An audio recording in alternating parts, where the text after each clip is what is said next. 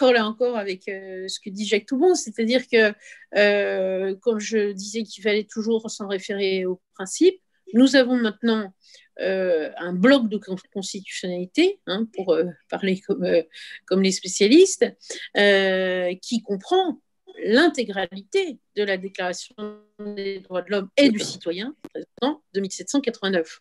Et dans cette fameuse déclaration,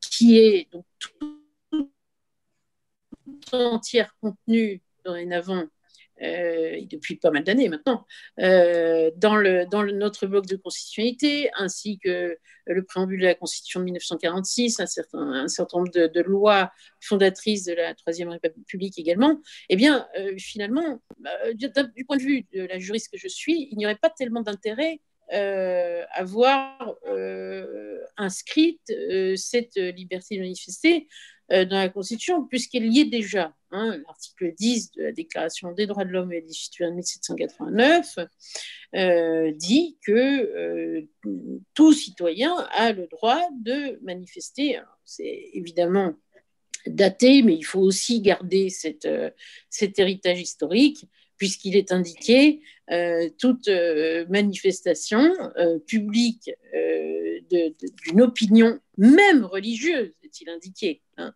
par une incise assez cocasse aujourd'hui, eh bien, est tout à fait possible et sans restriction autre que celle posée par la loi. Donc, c'est déjà, à mon avis, tout à fait suffisant pour exiger, eh bien, tout simplement un retour à un fonctionnement normal de notre vie politique, avec évidemment l'idée que dans cette période d'épidémie, d'état d'urgence sanitaire tel qu'il est défini, il ne faudrait pas que la peur du virus devienne une peur de chacun pour chacun, à l'égard de chacun.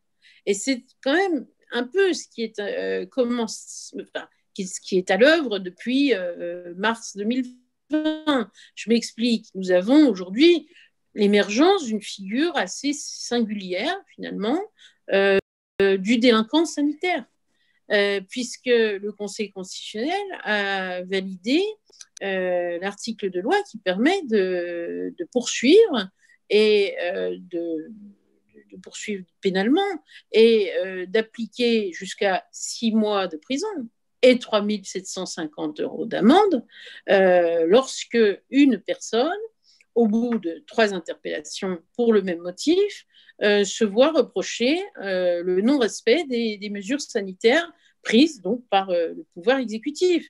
C'est tout à fait, c'est un retournement et c'est un ovni, hein, pour nous magistrats. C'est tout à fait singulier. C'est quelque chose qui finalement va vers la fragmentation de la société, parce que bon, moi je ne suis pas du tout complotiste, mais on voit bien l'intérêt de n'importe quel gouvernement qui voudrait gouverner en rond, eh bien de faire en sorte que chacun ait peur de chacun, parce que quand vous avez peur, fût-ce d'un virus susceptible d'être porté par votre voisin, eh bien vous commencez à avoir peur de votre voisin et vous n'allez pas manifester avec lui, faire grève avec lui, signer des pétitions avec lui, etc. Vous organisez pour éventuellement contester tel ou tel aspect de la politique gouvernementale ou la totalité de la politique gouvernementale. Bien, donc c'est quelque chose qui est à l'œuvre depuis pas mal d'années maintenant, et c'est ça qu'il faut pointer. Mais je dirais que dans notre arsenal juridique, nous avons déjà tout. Il n'y a pas besoin de plus de choses que ça. Il y a plutôt besoin, en quelque sorte, d'un reflux de la vague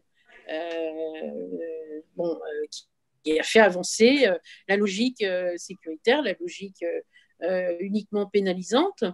Et il n'y a pas besoin de plus. Il y aurait besoin de réfléchir à revenir à un fonctionnement normal de nos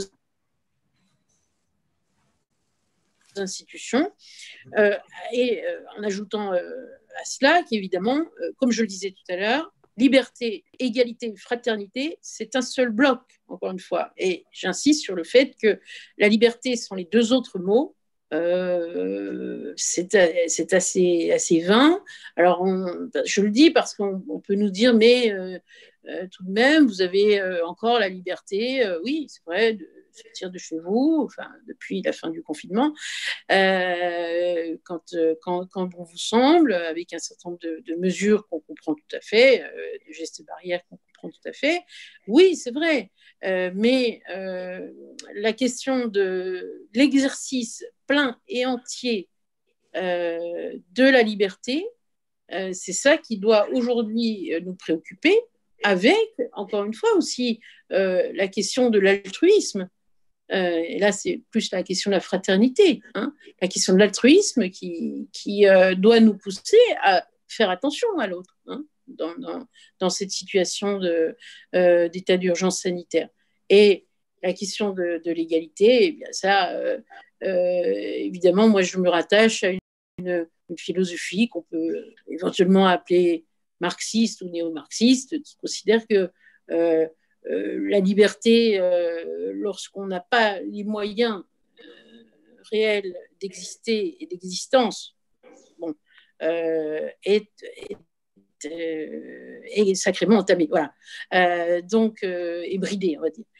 Donc, c'est tout cela que je voulais mettre en débat aujourd'hui, mais d'un point de vue juridique, pour moi, il n'y a rien à changer, encore une fois, à notre bloc de constitutionnalité. La Constitution elle-même, oui, moi je souhaite ardemment qu'elle soit changée parce qu'elle repose sur un déséquilibre des pouvoirs au profit du seul pouvoir exécutif et que c'est cela qu'il faut absolument revoir.